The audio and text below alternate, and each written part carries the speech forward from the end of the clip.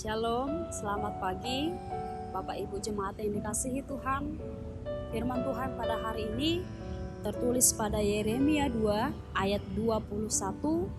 Begini firman Tuhan. Namun aku telah membuat engkau tumbuh sebagai pokok anggur pilihan, sebagai benih yang sungguh murni. Betapa engkau berubah menjadi pohon berbau busuk, pohon anggur liar.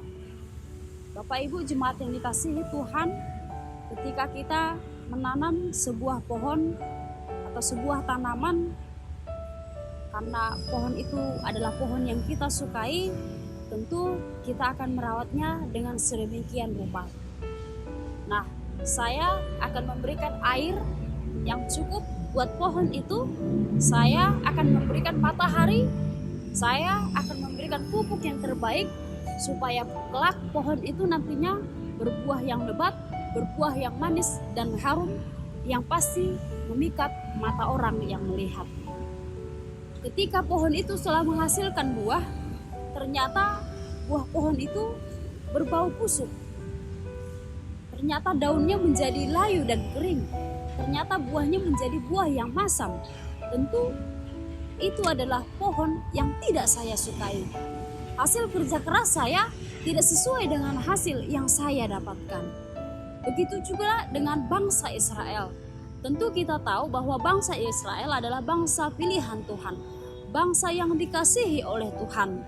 Tuhan memberikan kehidupan kepada bangsa itu.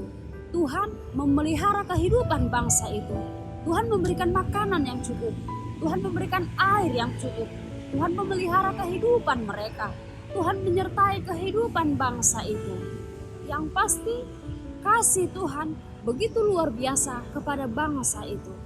Namun nyatanya, lihatlah bagaimana respon bangsa Israel kepada Tuhan. Tuhan berharap Tuhan menanam pohon anggur. Tuhan memberikan air yang cukup. Tuhan memelihara kehidupan pohon anggur itu. Tapi lihatlah hasilnya. Ternyata dia berbuah masam dan dia berbuah busuk. Bahkan tumbuhan itu semakin liar.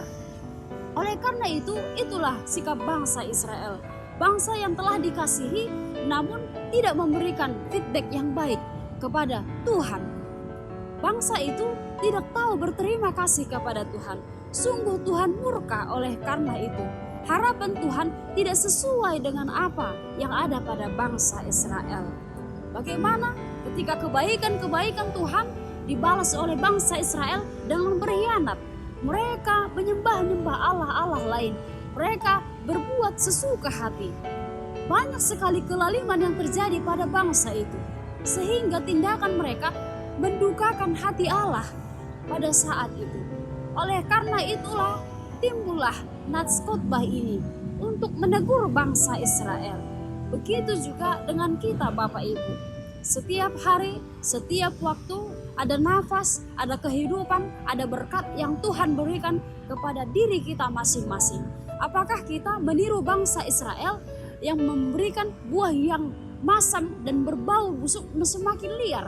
Ataukah kita memberikan buah yang manis, buah yang harum, buah yang lebat, tanda bahwa Tuhan telah memberkati kehidupan kita?